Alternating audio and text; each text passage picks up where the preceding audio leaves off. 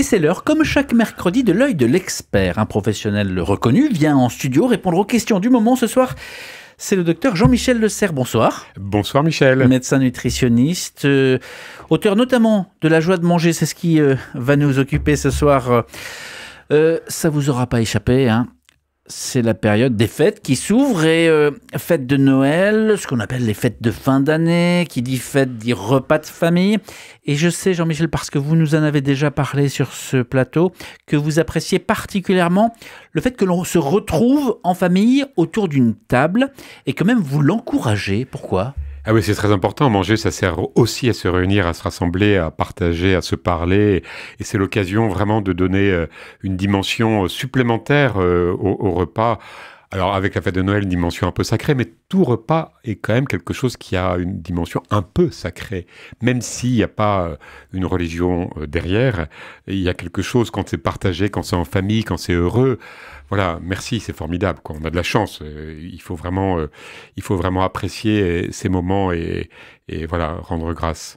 Et vous voulez dire que même sans s'en rendre compte forcément, le fait d'être ensemble physiquement autour d'une table, partager un repas, ça participe. Oui, ça fait ça a tellement de bénéfices, de bienfaits.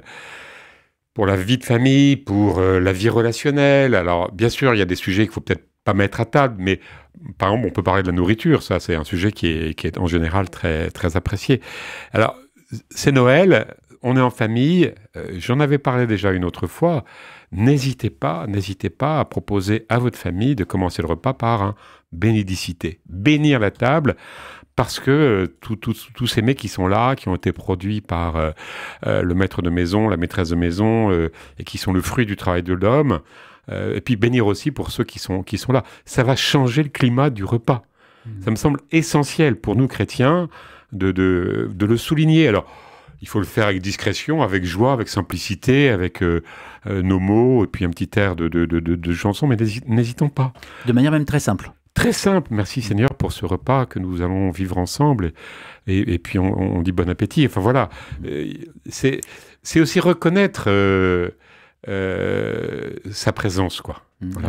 Jean-Michel Le Serre, vous êtes diacre également. Alors, je m'évade un peu du sujet, mais on a reçu un sondage aujourd'hui qui vient tout juste d'être fait, qui nous dit la liste des sujets que les Français veulent éviter lors des repas, des fêtes qui arrivent.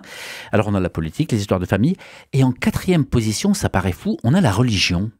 Comment est-ce qu'on peut comprendre que les Français veulent éviter de parler religion ?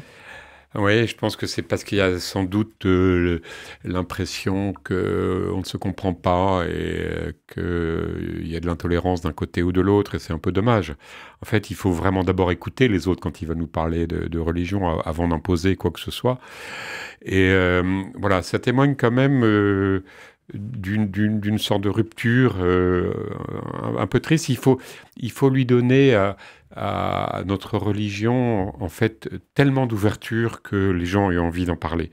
Moi, récemment, j'étais avec des amis lors d'un congrès de nutrition, précisément, et on a eu un repas partagé à 3 où on a passé une bonne partie du temps à parler de la foi. C'était merveilleux, c'était formidable. C'est-à-dire qu'il ne faut pas s'en empêcher, en fait. Il ne faut pas s'en empêcher. Alors, il y a le principe que vous connaissez bien, qui est feu vert, feu rouge. Il ne faut vraiment pas hésiter, vous connaissez ce principe. Allez-y. Feu rouge, tu faisais quoi à Noël ? Feu vert, tu faisais quoi à Noël ? J'étais à la messe de minuit. Ah bon, tu vas encore à la messe, toi ? Et pourquoi tu y vas ? Feu vert. Tu étais à la messe de minuit. Oh, écoute, toutes ces histoires-là, ça me passe au-dessus. Feu rouge. Faut pas continuer. Et donc, il y a cette ouverture, mais c'est à nous de montrer qu'on est prêt à écouter ce que les gens ont à dire, y compris les reproches qu'ils manifestent vis-à-vis de l'Église. C'est important qu'on ait cette ouverture et cette bienveillance. On dit, c'est intéressant, toi tu as des problèmes, enfin, il y a des choses qui te vont pas. Oui, il y en a plein. Bon, voilà. Ce que vous dites entre les lignes, c'est qu'il faut en fait assumer, il faut incarner ce que l'on est. Voilà, alors témoigner, non pas en disant je vais te dire tout ce qu'il faut croire. En fait, le vrai témoignage, c'est dire qu'est-ce que ça a changé dans ma vie. Ça t'intéresse de le savoir ? Enfin, peut-être pas le dire comme ça, mais voilà. Il y a pas des lois et des règles à annoncer, mais il y a un témoignage à donner. Alors, autour de la nourriture, pourquoi pas? On me dit en direct que dans certaines familles, c'est l'inverse. Hein. La religion fait partie des thèmes des fêtes de famille. Quand on fait la fête, comme ça, fête de Noël, et puis il va y avoir le 31 ou le 1er, les gens vont aussi se retrouver, on l'a compris, c'est des moments importants. Parfois, on a des tendances aux excès. Vous le savez, hein, vous le savez. Comment est-ce qu'on fait pour, alors pas forcément pour faire la morale aux uns et aux autres, mais pour s'y retrouver? Alors moi, je dis toujours, quand je fais des conférences, je dis, bon, quels sont ceux qui n'ont jamais fait d'excès? Levez la main. Puis je vois qu'il n'y a aucune main qui se lève. Mais c'est normal, tout le monde fait des excès. Mais qu'est-ce que c'est qu'un excès? C'est plus que d'habitude. Et pourquoi il y a cet excès? Si cet excès est occasionnel, mais justifié, parce qu'on est ensemble, parce que ça fait plaisir, parce qu'il y a des bons repas, des bons plats qui ont été préparés, il faut faire honneur. Allons-y. Alors, allons-y avec plaisir, avec modération. Et s'il n'y a pas de modération, quel est le problème? En fait, d'un point de vue médical pur, d'un point de vue de la nutrition pure, si le lendemain, vous faites vraiment un peu attention, vous allez prendre un potage et puis peu de choses, ça passerait inaperçu. Oui. Ça passerait inaperçu. Si tous les jours, pendant 10 jours, pendant la période des fêtes, c'est la bouffe, là, ça va poser des problèmes. Il y aura vraiment une prise de 2-3 kilos qui vont être un peu difficiles à faire partir. Mais s'il y a, au jour de Noël, un repas, 2 repas qui sont un peu excessifs, puis le lendemain, on est calme.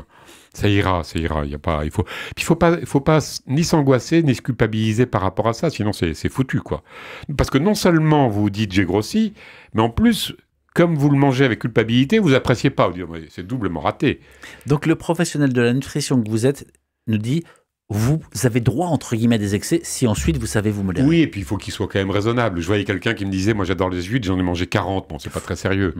Mais bon, voilà. Apprécier en petite quantité les bonnes choses, ça fait partie d'une vie normale.